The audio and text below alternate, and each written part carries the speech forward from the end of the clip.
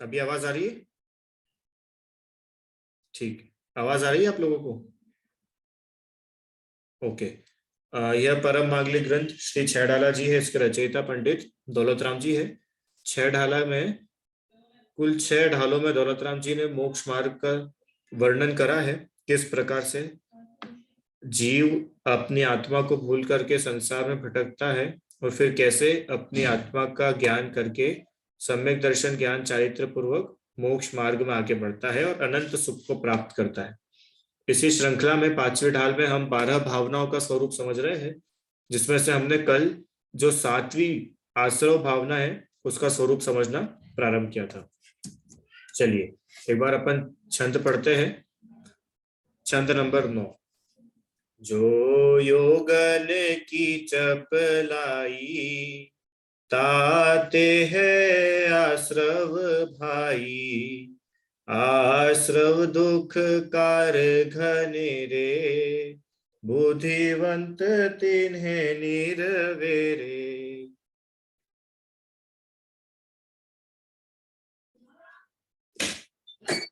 ठीक है, क्या पढ़ा था हमने? जो योगन की चपलाई, ताते है आश्रव भाई, माने जो योगों की चंचलता है, मन वचन काय के निमित्त से कर्मों का आना होता है, उसको आश्रव कहते हैं।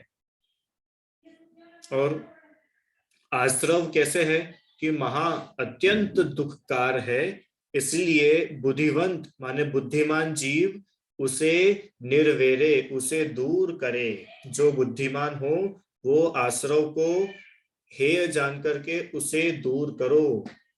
ठीक है, यह आश्रव भावना में उन्होंने विचार करा है। चलिए एक बार यहां पर अपन रीड करते हैं। ठीक है, आवाज आ रही ना सभी को क्लियर?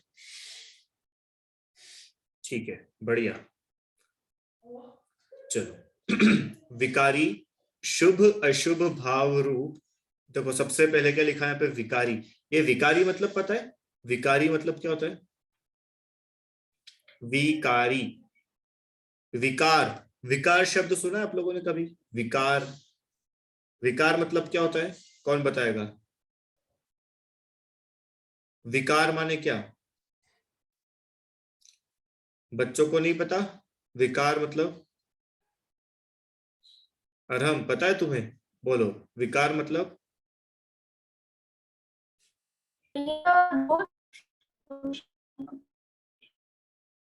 क्या बोल रहे हो? क्या आवाज, आवाज नहीं आ रही आपकी।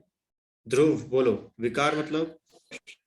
सर अपोजिट, मतलब जो अपोजिट भाव आते हैं वो। ठीक है, बढ़िया। विकार माने जो अपोजिट भाव है, विकारी भाव जिसको बोलते हैं ना, माने जो जैसा नहीं होना चाहिए पर वैसा है, ऐसा तुम बोलना चाहते हो। सिद्धम भैया बोलो विकार मतलब? गंदगी। विकार मतलब गंदगी।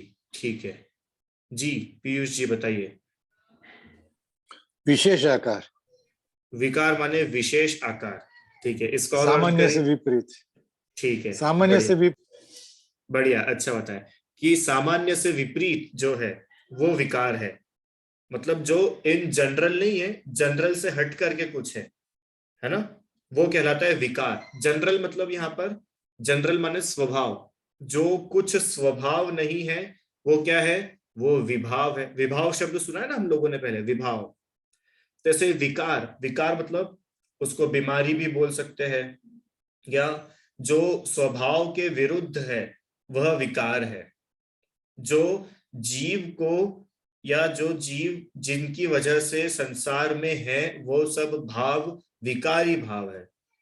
ठीक है, तो विकारी शुभ अशुभ भाव रूप जो अरूपी दशा जीव में होती है वह भाव आश्रव है। और उस समय नवीन कर्म योग्य रज कणों का स्वतः स्वयं आना सो द्रव्य आश्रव है। उसमें जीव की अशुद्ध पर्याय निमित्त मात्र। पहली लाइन में उन्होंने आश्रव का मीनिंग समझाया कि आश्रव 2 प्रकार का होता है। कल भी हमारी बात हुई थी थोड़ी सी, एक भाव आश्रव और एक द्रव्य आश्रव। पढ़ा है क्या पहले 7 तत्व में? भाव आश्रव मतलब जिन शुभ अशुभ मोह राग द्वेष भावों से कर्म आते हैं, उन भावों को क्या कहते हैं ध्रुव? भावाश्रव। ठीक है, मोह राग द्वेष के शुभ अशुभ भाव, वो शुभ भी हो सकते हैं शुभ भी हो सकते हैं, कल हमने बात करी थी। और द्रव्य आश्रव मतलब कि उन भावों के निमित्त से, उन मोह राग द्वेष भावों के वजह से जो एक्चुअल पुद्गल कर्म जीव से आकर के जुड़ते हैं, जो पुद्गल कर्म जीव में आते हैं, उन पुद्गल कर्मों का आना नवधा क्या कहलाता है? द्रव्य आश्रव। ठीक है, तो ये तो आश्रव हुआ, ये हम लोग समझते हैं। अब अगली लाइन देखो, पुण्य और पाप ये दोनों आश्रव और बंध के भेद है। माने पुण्य का आश्रव होता है, पुण्य का बंध होता है, पाप का आश्रव होता है, पाप का बंध होता है। मतलब अगर हम इसका एक चार्ट बनाएं तो चार्ट कैसा बनेगा कि सबसे ऊपर आश्रव और यहीं पर पुण्य और यहाँ पर पाप। माने आश्रव दो प्रकार का होता है, पुण्य आश्रव और पाप आश्रव। ठीक है, शुभ भावों से पुण्य आश्रव, अशुभ भावों से पाप आश्रव। क्लियर है रिदम? शुभ भावों से पुण्य आश्रव और पुण्य आश्रव से पुण्य का बंध, अशुभ भावों से पाप आश्रव और पाप आश्रव से काय का बंध होगा? पाप का बंध होगा। ठीक है, चलो अगली लाइन। अब ये पुण्य और पाप ये क्या होते हैं कि सुनो सुनो, पुण्य मतलब दया, दान, भक्ति, पूजा, व्रत आदि जितने भी शुभ राग सरागी जीव को होते हैं, जितने भी ये शुभ राग सरागी जीव माने ऐसा जीव जो राग करता है, उस जीव को ये जितने भी शुभ भाव होते हैं वे सभी भाव तो अरूपी है। अरूपी है मतलब वो भाव पुद्गल रूप नहीं है, वो तो जीव में होते हैं, इसलिए अरूपी है। पर उन भावों से तो वह भाव पुण्य है, तथा उस भाव पुण्य के समय नए कर्म का स्वतः स्वयं आना, माने नए कर्मों का आत्मा के साथ में एक क्षेत्र में आगमन होना, माने आत्मा के साथ में उनका संबंध हो जाना, आत्मा से उन कर्मों का आकर मिल जाना, वह द्रव्य पुण्य है। भाव पुण्य द्रव्य पुण्य, जैसे भाव आश्रव द्रव्य आश्रव पड़ता है ना, तो उसमें ही पुण्य और पाप में डिवाइड कर दिया। उसमें जीव की अशुद्ध पर्याय निमित्त मात्र है। ठीक है, अगला। अब ये पाप क्या होता है कि पाप माने हिंसा, झूठ, चोरी आदि, कुशील, क्रोध, मान, माया, लोभ, ये सब पाप के भाव है। तो ये जितने भी है ये अशुभ भाव है, और वह उन अशुभ भावों के करते समय जिन पुद्गलों का आगमन जीव के लिए होता है वह पाप का क्या है? बंध है, पाप का आश्रव है। ठीक है, द्रव्य पाप। और सरल भाषा में समझे तो इसको अपन कल ही समझ चुके हैं कि आश्रव है वो दो प्रकार का है, एक पुण्य और एक पाप, एक शुभ कर्म एक अशुभ कर्म, दोनों का ही आश्रव होता है। दान, दया, पूजा, भक्ति, इनसे जो कर्मों का आश्रव होता है वह कहलाते हैं शुभ कर्मों का आश्रव, पुण्य आश्रव, पुण्य लगता है जिनसे। और जिन क्रियाओं को करने में पाप होता है वे सब पाप आश्रव की गिनती में जाते हैं। और वास्तव में देखो, अब ये अगला लास्ट पैराग्राफ, ये इसका मेन पॉइंट है। परमार्थ से माने वास्तव में तो पुण्य और पाप, शुभ या अशुभ, ये दोनों ही आत्मा को अहित कर है। माने जो पुण्य है ना, पुण्य भी हमारी आत्मा के लिए कैसा है? हितकारी है कि अहितकारी है? चलो पहले पाप का बताओ। यह पाप नवधा, पाप हमारे लिए हित रूप है कि अहित रूप है? पाप अहित रूप है, पाप से तो अहित ही होता है। पुण्य से तो भला होता है कि नहीं? पुण्य जीव के लिए हितकारी है कि अहितकारी है? कि पुण्य भी जीव के लिए अहितकारी ही है।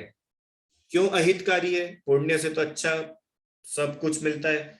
पुण्य होगा तो खूब धन संपत्ति मिलेगी, पुण्य होगा तो अच्छा शरीर मिलेगा, पुण्य होगा तो राज्य संपदा मिलेगी, पुण्य होगा तो अच्छा परिवार मिलेगा। क्यों? पुण्य होगा तो गाड़ियां मिलेगी, पुण्य होगा तो घर मिलेगा। ये सब चीजें पाप के उदय में मिल सकती है क्या रिदम? ये सब चीजें पाप के उदय में तो नहीं मिलेगी। कब मिलेगी? कि पुण्य के उदय में मिलेगी। तो पाप का उदय तो हमारे लिए बुरा है, पर पुण्य का उदय तो अच्छा है ना। तो यहाँ पर क्या बता रहे हैं कि शुभ और अशुभ, पुण्य और पाप, ये दोनों ही आत्मा को अहितकर है, आत्मा के लिए अहित करने वाले हैं। और वह आत्मा की क्षणिक अशुद्ध अवस्था है। यह जो पुण्य और पाप भाव है, ये आत्मा की अशुद्ध अवस्था है, शुद्ध अवस्था नहीं है। शुद्ध अवस्था तो सिद्ध भगवान की है। अब सिद्ध भगवान के पास चल करके देखो, वहां पर आपको पुण्य और पाप मिलता है क्या? सिद्ध भगवान के पास में क्या है? पुण्य पाप। कि वहां पर पुण्य भी नहीं है, वहां पाप भी नहीं है। इसका मतलब कि जो परम शुद्ध अवस्था इस जीव की है, वहां पर तो ना पुण्य है ना पाप है। ठीक है। द्रव्य पुण्य पाप तो पर वस्तु है। द्रव्य पुण्य पाप मतलब ये जो हमने पढ़ा ना, दान करना, दया करना, भक्ति करना, पूजा करना, व्रत करना, या फिर हिंसा करना, झूठ चोरी करना, क्रोध मान माया करना, गुस्सा करना, चाटा मारना, गाली देना, घमंड करना, ये जितनी भी चीजें हैं, ये सब क्या है? ये पर वस्तु है, ये आत्मा का स्वभाव नहीं है। इसलिए आत्मा का स्वभाव नहीं होने से ये सब कैसी है? कैसी है? कि पर है। वे कहीं आत्मा का हित अहित नहीं कर सकते, है ना। ऐसा यथार्थ निर्णय प्रत्येक ज्ञानी जीव को होता है। इस प्रकार विचार करके सम्यक दृष्टि जीव स्वद्रव्य के अवलंबन से, किसके अवलंबन से, किसकी सहायता से, किसके शरण में? कि खुद की जीव जो स्वद्रव्य वो खुद है, जीव है, उसके अवलंबन के बल से जितने अंश में आश्रव भाव को दूर करता है, उतने अंश में उसे वीतरागता की वृद्धि होती है, और उसे आश्रव भावना कहते हैं। ठीक है, उसे आश्रव भावना कहते हैं।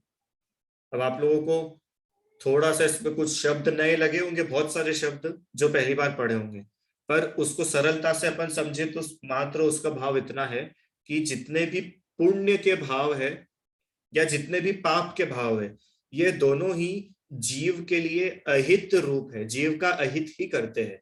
कल इसके ऊपर हम लोगों ने डिस्कशन करा था, क्यों अहित करते हैं? कि पाप तो संसार में घुमाता ही है, पर पुण्य भी संसार में ही घुमाता है। कभी भी ऐसा नहीं होगा कि पाप करते करते कोई भगवान बन जाए। हाँ, पाप करते करते कोई भगवान नहीं बनेगा, तो क्या पुण्य करते करते भगवान बन सकते हैं क्या? कि भगवान बनने के लिए तो पुण्य को भी आपको एक टाइम पे आने के बाद छोड़ना ही पड़ेगा। पुण्य मतलब ये जितनी क्रियाएं लिखी ना, दया, दान, तो क्या फिर भगवान दया नहीं करते क्या? भगवान दान नहीं देते क्या? आपको पता है सबसे अच्छा दान कौन देता है? सबसे बड़ा दानी कौन है? बोलो। अरहंत भगवान, तीर्थंकर, महादानी है। क्यों? उन्होंने ऐसा क्या दान करा है? अरे उन्होंने मोक्ष मार्ग हम लोगों को बता दिया, इससे बड़ा दान क्या है? तो फिर यहाँ तो लिखा है वो दान नहीं करते, कि पुण्य के भाव से नहीं करते हैं। वो होता है, करते नहीं है। देखो, एक होता है कि जितनी भी काम हो रहे हैं उनको होते हुए मात्र जानना। क्यों? क्योंकि जानना इज ओनली थिंग विच जीव कैन डू। जीव सिर्फ जान ही तो सकता है, कर नहीं सकता। करने वाला जहां अपने को माना, वहां पर कर्म बंद हो गया। ठीक है, मुनिराज भी उपदेश देते हैं। ठीक है, तो क्या है कि उपदेश देने वाला अपने को मानते नहीं है, उसको भी, उसके भी वे ज्ञाता रहते हैं। ठीक है, तो जितने भी पुण्य परिणाम है, जितने भी पाप परिणाम है, वो जीव को अहित रूप है। क्यों अहितकार है? क्योंकि वे साक्षात मोक्ष के कारण नहीं है, वे संसार के ही कारण हैं। इसलिए इन दुख रूपी आश्रव को बुद्धिमान जीव निर्वेरे इनका त्याग करते हैं। इनको छोड़ते हैं। समझ में आया सबको? चलो थोड़ा सा अब अपन लोग ये देखते हैं कि आश्रव कैसे कैसे होता है, किन किन क्रियाओं में आश्रव हो सकता है। तो इसके लिए अपन तीसरे ढाल पर चलते हैं वापस। तीसरे ढाल में हम लोगों ने ये पढ़ा था आश्रव के प्रकार, मिथ्यात्व, अविरति, प्रमाद, कषाय और योग।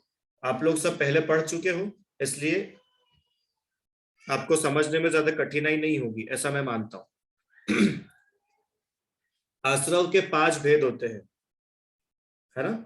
आप वो बड़ी 12 भावना पढ़ेंगे अगर मंगत राय जी की, तो उसमें भी उन्होंने लिखा है मिथ्यात्व, अविरति, प्रमाद, कषाय, योग, ये सब भाव 57 मिलकर 100 आश्रव जानो। उसमें लाइन है ना ऐसी, 57 प्रकार का, 57 टाइप्स का आश्रव होता है। रिदम, कितने टाइप्स का आश्रव होता है? आश्रव के कितने टाइप्स है? 57, 57, है ना? अब वो 57 किन किन के पार्ट से? तो वो 5 के पार्ट से। कौन कौन से 5?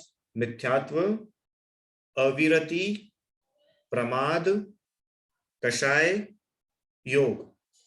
सबको याद हो गए 5 नाम?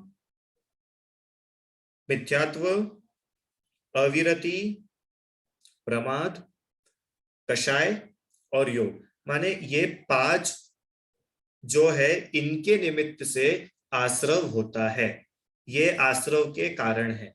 अब भले वो पुण्य का आश्रव हो या पाप का आश्रव हो, ठीक है, बाकी ये जो है आश्रव के कारण है। मिथ्यात्व, अविरति, प्रमाद, कषाय और योग। अभी क्या क्या होते हैं मिथ्यात्व, अविरति, प्रमाद, कषाय, योग? कि मिथ्यात्व, मिथ्यात्व मतलब जीव आदि पदार्थों का विपरीत श्रद्धान करना।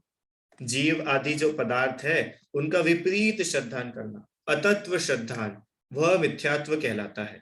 उल्टा मानना, जो पदार्थ जैसा है उसको वैसा नहीं मान करके उल्टा मान लेना, वह क्या है अरहम? मिथ्यात्व। यह सबसे पहला प्रकार है आश्रव का, मिथ्यात्व।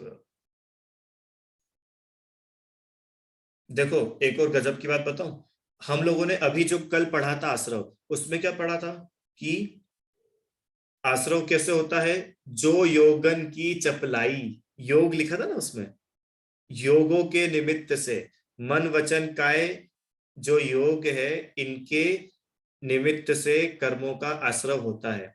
तो आपको पता है वो तो योग तो सबसे लास्ट की बात है। वो जो योग है, योग के पहले 4 भेद और है आश्रव के। दौलत राम जी ने तो वहां पर सबसे आखिरी वाला टाइप बताया। अब सबसे आखिरी बताया तो उसके पहले के भी सब समझ लेना। जैसे मैंने ऐसा बोला कि मैं 12वीं पास हूं, इसका क्या मतलब हुआ? कि मैं 11वीं पास हूं कि नहीं, 10वीं मैंने पास करी है कि नहीं, 9th, 8th, 7th, 6th, KG1, KG2, nursery की। अब सब अलग अलग नहीं बोलेंगे, हमने सबसे आखिरी वाला बोल दिया, इसका मतलब उसके पहले के सब इंक्लूडेड है। पक्का? ऐसे ही दौलत राम जी ने वहां पर योग बोला है, तो योग अकेला आश्रव का कारण नहीं है, उसके पहले के जो 4 है वो भी आप लगा लेना। क्यों? क्योंकि पहले के 4 वो तीसरी ढाल में बता के आ चुके, इसलिए 5वीं ढाल में रिपीट नहीं करेंगे। कौन से थे पहले के 4? कि मिथ्यात्व, अविरति, प्रमाद, कषाय और लास्ट है योग। ये मैंने आपको उस टाइम भी बताया था कि हम लोग क्या करते हैं कि हमको आश्रव रोकना है, आश्रव रोकना, तो क्या करें? कम से कम बोलो। तो क्या होगा कि वचन योग कम हो जाएगा, आश्रव कम होगा। हम हिलेंगे भी नहीं, हम एक जैसे बैठे रहेंगे, तो हमारा काय योग भी कम हो जाएगा, तो आश्रव कम होगा। या फिर हम है ना बहुत कम सोचेंगे, अब हमने इधर उधर का सोचना बंद कर दिया है। तो सुनो, ये जो सोचना बंद हुआ, बोलना बंद हुआ, चलना हिलना, भागना दौड़ना ये बंद हुआ, तो ये तो सबसे आखिरी वाली बात है। इसके पहले 4 टाइप्स और है जिनको आपको क्रॉस करना है, तब जाकर के योग का अभाव होगा। सबसे पहले किसका अभाव करना है रिदम भैया? सबसे पहला बोलो, सबसे पहले किसका अभाव होगा अगर आश्रव को रोकना है तो? बोलो, लिखा है सामने। मिथ्यात्व। हाँ, सबसे पहले में पहले अगर अभाव करना है तो मिथ्यात्व का अभाव करो। हमको ऐसा लगता है ना, देखो बहुत प्रश्न होते हैं, बहुत प्रैक्टिकल टॉपिक चल रहा है अपना, कि सर वो हमको तो इतना टाइम हो गया स्वाध्याय करते करते, पर अभी भी गुस्सा आ जाती है। हम तो डेली मंदिर जाते हैं और हम अभी भी बच्चा गलती करता है तो हम चाटा मार देते हैं। हमसे हमारा गुस्सा कंट्रोल नहीं होता है, क्या करें? हाँ, हम क्या करें? हम कोशिश तो बहुत करते पर हमसे झूठ बोला ही जाता है। हम्म हमारी इच्छा तो बिल्कुल नहीं होती, पर क्या करें, वो चोरी तो हमसे हो ही जाती है। ऐसा आप लोगों के मन में आता है कि नहीं कभी ख्याल, रुचि आंटी? हमको इतने साल हो गए दर्शन करते हुए, व्रत करते हुए, पूजा करते हुए, थोड़ा तो हमारा गुस्सा कम होना चाहिए। ऐसा धर्म किस काम का? हमारा गुस्सा तो वैसा का वैसा ही बना हुआ है। होता है कि नहीं? ऐसा आप लोगों ने कहीं भी सुना है कि नहीं सुना है कि आप धर्मात्मा हो तो क्या होना चाहिए? आपको गुस्सा नहीं करना चाहिए। आप धर्मात्मा हो तो आपको घमंड नहीं करना चाहिए, आपको लोभ नहीं करना चाहिए। सुना है ना? तो सुनो, ये जो कषाय है, कषाय तो बाद की स्टेप है। सबसे पहला बिंदु बोलो, ध्रुव, मिथ्यात्व। पहले में पहले मिटाने योग्य क्या है? मिथ्यात्व। आप ये मानो कि अगर हमारा मिथ्यात्व चला गया तो हमारी अनंता अनुबंधी चली गई। पढ़ा था ना अपन ने? हाँ, काय में पढ़ा था? इसी में, बहिरात्मा अंतरात्मा परमात्मा में अविरत सम्यक दृष्टि, और उसके ऊपर जो था जगन का है अविरत समदृष्टि तीनों शिवमकचारी। हाँ, उसमें भी ऊपर आया था ना कि उसकी अनंतानुबंधी कषाय चली गई है, पर प्रत्याख्यान अप्रत्याख्यान संज्वलन नहीं जाने से क्या है, वो अविरति है, अभी उसके व्रत नहीं है। क्यों? धर्मात्मा व्यक्ति जो है, आपके हिसाब से धर्मात्मा कौन है? आपके हिसाब से धर्मात्मा कौन है? कि जिसको मिथ्यात्व नहीं है वो धर्मात्मा है, कि जो कुएं का पानी पीता है वो धर्मात्मा है? बोलो जल्दी। जैसे मान लो कोई एक व्यक्ति है, उसका मिथ्यात्व चला गया है, पर वो अभी नर्मदा का पानी पीता है ना, इंदौर में नर्मदा का पानी आता है, तो वो नर्मदा का पानी पीता है। और एक व्यक्ति है, उसका मिथ्यात्व तो नहीं गया है, पर वो कुएं का पानी पीता है। बताओ दोनों में से आप किसको महान मानोगे? 1 और 2? एक तो नर्मदा का पानी पी रहा है और दूसरा कुएं का। अपनी दृष्टि काय पे जाएगी ईमानदारी से, कि वो जो कुएं वाला व्यक्ति है ना, वो बहुत बड़ा धर्मात्मा है। वो जो मौन से भोजन करता है ना, मौन से, वो बहुत बड़ा धर्मात्मा। वो जो सफेद कपड़े पहनता है ना, वो बहुत बड़ा धर्मात्मा। ये आश्रव भावना अगर अपन समझ जाए तो जो धर्मात्मा को देखने का हमारा विजन है, वो विजन सही हो जाएगा रुचि आंटी। वो विजन अपना सही हो जाएगा।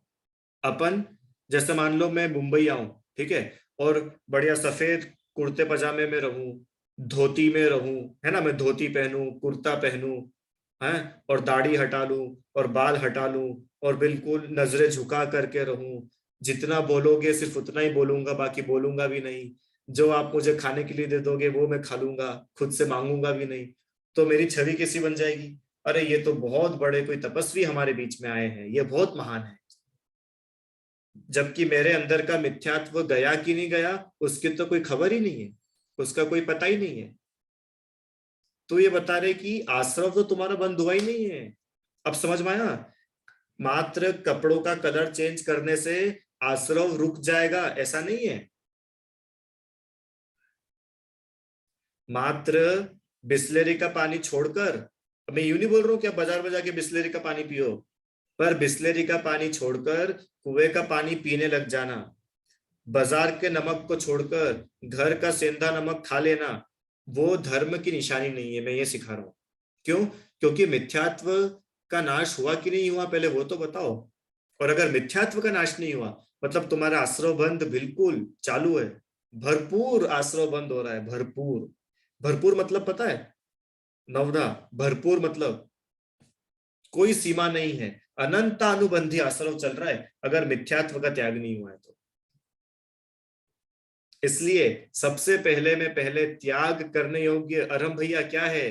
कपड़े, घर, मम्मी पापा, बीवी बच्चे, गाड़ी, रुपए, पैसा, मकान, सबसे पहले में पहले त्याग करने का क्या है, बोलो भाई? मिथ्यात्व। बोलो मिथ्यात्व। मिथ्यात्व। टोडरमल जी साहब ने लिखा है मोक्षमार्ग प्रकाशक में, सबसे पहले में पहले मिथ्यात्व को सबसे बड़ा पाप जान करके त्यागो। मिथ्यात्व को सबसे बड़ा पाप जान करके त्यागो। क्यों? क्योंकि ये मिथ्यात्व अनंत अनंत कर्मों का अनुबंध कराता है, अनंत अनुबंधी है। समझ में आया क्या? ये कंसेप्ट अगर आपके दिमाग में बैठ गया तो आपका ट्रैक बदल जाएगा। फिर आपकी जो पूरी मेहनत होगी ना, वो मेहनत होगी मिथ्यात्व के नाश करने पे। और हाँ, मिथ्यात्व का नाश होगा तो फिर कपड़े भी ऑटोमेटिक बदलेंगे। और जब परिणति अंदर से और निर्मल होगी ना, तो कपड़े बदलेंगे ही नहीं, ये कपड़े उतर भी जाएंगे और मुनि दीक्षा भी होगी। ठीक है?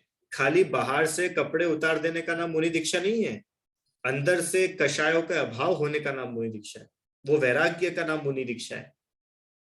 क्यों? अरे बिना कपड़ों के तो इतने सारे तिर्यंच भी घूमते, तो क्या उनको मुनि मानेंगे क्या अपन? नवदा, इतने सारे तिर्यंच घूमते ना बाहर, कुत्ता बिल्ली शेर चिड़िया कौवा तोता मैना, इनके पास कोई कपड़े नहीं है, सब नग्न है, तो क्या ये मुनि है क्या? मुनि तो नहीं है। तो मुनि बनने की पहचान क्या है? कि वैराग्य उनकी पहचान। मुनि सकल व्रति बड़ भागी, भव भोगंते वैरागी, है ना? और वो वैराग्य 12 भावनाओं के निमित्त से होता है। सबसे पहला मिथ्यात्व का भाव। ठीक है? माने मैं जीव, जो कल वाली बात आ गई देखो अपने ऑफिस, कि जीव आदि पदार्थों का सही सही भरोसा, सही सही निर्णय, कि मैं जीव हूं, मुझे इसका निर्णय है। मैं पर का कुछ नहीं करता हूं, पर मेरा कुछ नहीं करता है। जो मुझसे भिन्न है उसमें मेरा सुख, उसमें मेरा दुख रिदम है कि नहीं है? लैपटॉप, जिस लैपटॉप में आप अभी क्लास पढ़ रहे हो, उस लैपटॉप से आपको सुख मिलता है कि नहीं मिलता है? नहीं मिलता। क्यों? उस लैपटॉप में सुख है ही नहीं, सुख तो मुझ में है। ठीक है? इस प्रकार से मिथ्यात्व का सबसे पहले अभाव। फिर दूसरे नंबर पर अविरति। ये अविरति क्या है? मिथ्यात्व समझ में आया ना, ये आश्रव का कारण है, सबसे पहला कारण। अब दूसरा कारण अविरति। अविरति मतलब विरति और उसके पहले लग गया अ। विरति मतलब व्रत, और अविरति माने अव्रत, व्रत के भाव नहीं होना। व्रत मतलब प्राणी और इंद्रियों के असंयम का भाव, वह कहलाता है अव्रति, अविरति। प्राणियों का असंयम मतलब कि जीवों की अहिंसा का भाव नहीं होना। एक इंद्री, दो इंद्री, तीन इंद्री, चार इंद्री, पंच इंद्री जीवों की रक्षा का भाव नहीं होना, ये अविरति का भाव है, आश्रव का कारण है। और इंद्रिय पर कंट्रोल, इंद्रिय पर संयम नहीं होना, यह आश्रव का कारण है, दूसरा। ठीक है? चलिए तीसरा, प्रमाद। प्रमाद किसे कहते हैं? प्रमाद को सरल शब्द में कहे तो आलस। आलस, प्रमाद मतलब आलस। आलस से क्या होता है? आलस से आश्रव होता है। आलस से क्या होता है? आश्रव। आत्महित के कार्यों में उत्साह नहीं होना, हितकारी लिखा ना, माने ऐसे काम जिनसे मुझ जीव का हित होगा, जिनसे मेरा भला होगा, उन कामों में भी मुझे कोई एक्साइटमेंट ही नहीं है। ठीक है, अब भगवान का अभिषेक कर लेंगे, हम तो क्या कर रहे हैं, हम तो सोएंगे। तो ये प्रमाद का भाव है, आश्रव का कारण है।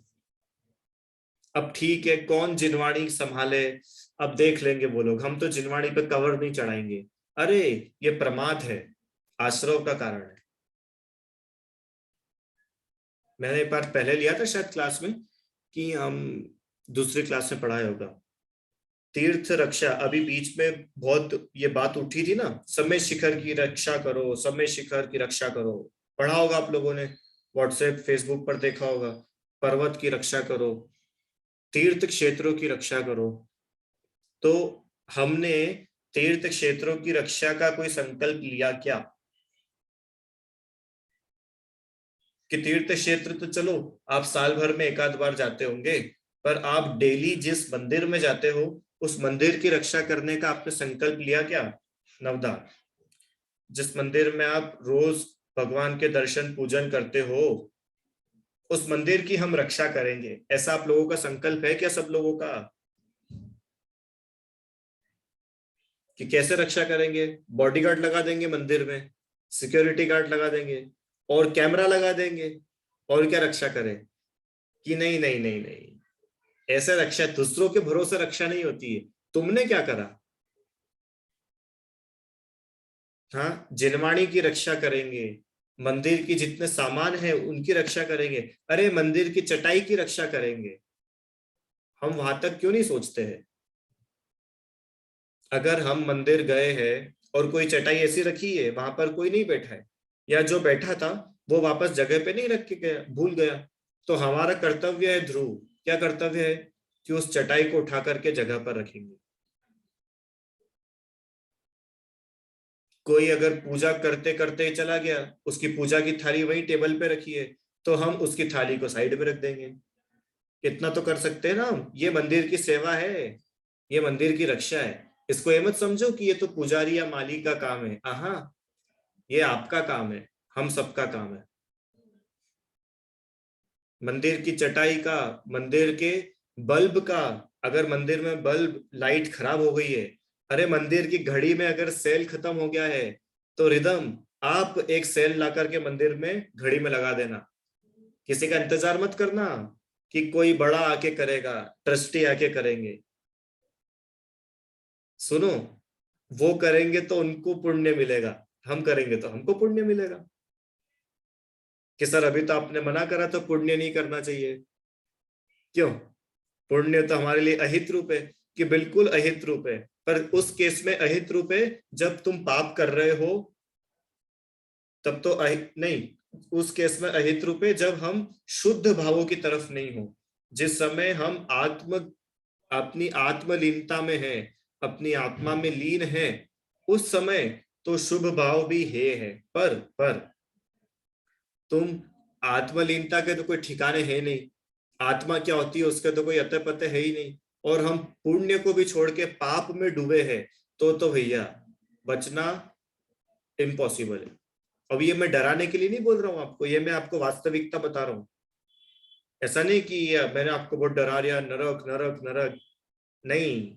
बचना वास्तव में इम्पॉसिबल है, क्यों? क्योंकि पुण्य जो करता है उसके तो फिर भी थोड़े बहुत चांसेस रहते हैं कि वो कुछ अच्छी बात सुनेगा और आत्महित में अपनी प्रवृत्ति करेगा, आत्महित में लगेगा, मंदिर आएगा, स्वाध्याय करेगा, अभिषेक करेगा, पूजन करेगा, तो वो सीखेगा। उसको कहीं ना कहीं चांसेस है कि वो क्या हो सकता है, आत्महित में लग सकता है वो जीव।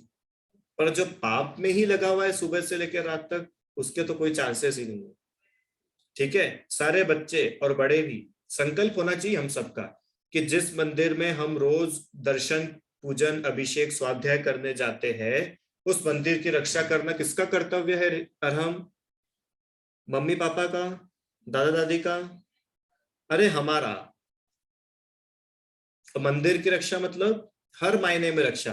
अगर मंदिर में सफाई नहीं हुई है तो हम झाड़ू लगा देंगे, अगर मंदिर में कुछ जाले वगैरह हो गए हैं तो हम सफाई करेंगे, चटाई हम उठा के जगह पर रख देंगे, पूजा की किताबें स्वाध्याय के ग्रंथ अगर उनके कवर फट गए हैं तो हम उस पर कवर चढ़ा देंगे।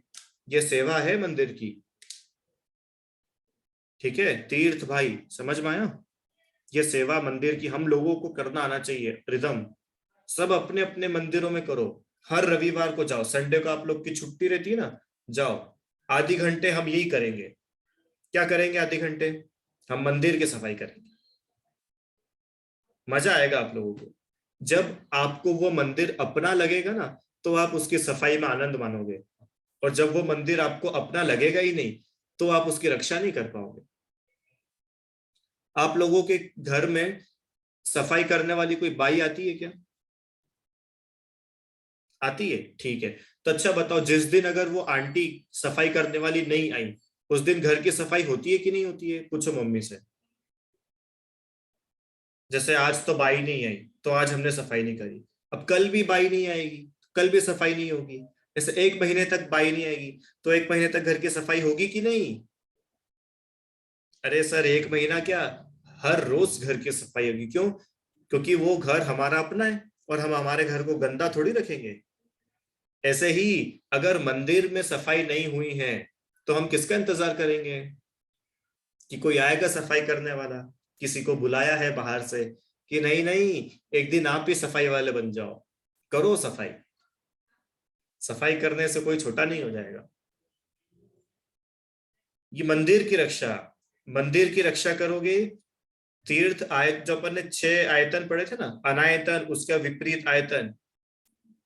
आयतनों की रक्षा, धर्म क्षेत्रों की, तीर्थ क्षेत्रों की, धर्मशालाओं की, स्वाध्याय भवन की, संत सदनों की, इनकी रक्षा किसका कर्तव्य है? हमारा कर्तव्य है। ये वात्सल्य है, ये सम्यक दृष्टि का गुण है, ये हमारे सम्यक्त्व की पहचान है। मंदिर के दरवाजे की सफाई कर दो एक दिन, कितना है काम। मंदिर के स्विच बोर्ड साफ कर दो। दिवाली पे जैसे घर की सफाई करते कि नहीं, ऐसे आप लोग कभी मंदिर में जाके सफाई करिए कि इस दिवाली हम मंदिर की सफाई करेंगे। तो कौन करेगा मंदिर की सफाई? क्या पता कौन करेगा। हम तो सुबह जाके लड्डू चढ़ा देंगे, बाकी होता रहेगा अपने हिसाब से। कि नहीं भैया, मंदिर की रक्षा हम लोगों को करना आना चाहिए। आशीष समझ में आया बेटा? रक्षा किसकी रक्षा? तीर्थ क्षेत्रों की रक्षा, मंदिर की रक्षा। अरे वहां पर हमारा प्रेम वात्सल्य होगा तो हम साधर्मियों की रक्षा करेंगे और अपनी आत्मा की रक्षा कर पाएंगे। ना वात्सल्य होना चाहिए भैया सभी को। ठीक है, एक नियम तो सब ले ही लो भैया, सरल सा नियम है। क्या? कि अगर मंदिर में कुछ भी हमको अव्यवस्थित रखा हुआ दिखेगा तो हम उसको व्यवस्थित कर देंगे। ठीक है ना? मतलब इतना सा नियम ले सकते हो क्या आप? 1 हफ्ते के लिए, ओनली फॉर 7 days। तीर्थ, क्या नियम लेना है? कि अगर मंदिर की कोई चटाई इधर उधर रखी रहेगी तो हम उसको उठा के जगह पर रख देंगे। अगर कोई पुस्तक बाहर रखी है, उसमें चावल है, तो हम चावल को निकाल करके पुस्तक को उसकी जगह पर रख देंगे। इतना सा नियम लेना है। लोगे क्या आप लोग? पक्का? ठीक है, अच्छी बात। चलो, प्रमाद मत करना आश्रव का कारण है। ऐसे ही कषाय आश्रव का कारण है। कषाय क्या होती है? कि जिनसे आत्मा दुखी होता है वे सब कषाय होती है, क्रोध मान माया लोभ आदि। ठीक है। और अंत में योग, काय वचन और मन की जो क्रियाएं है वे योग कहलाती है, इनसे आश्रव होता है। इस प्रकार आश्रव भावना का स्वरूप हमने यहाँ पर विचार करा। किसको कहते हैं आश्रव भावना, और आश्रव किस प्रकार से दुख रूप है और हमें उनसे छूटने का प्रयास करना चाहिए। ठीक है। जिनवाणी स्तुति। निज निधि निज में बताई यह अनंत उपकार है, उसके लिए जिनवाणी माँ को वंदना शत बार।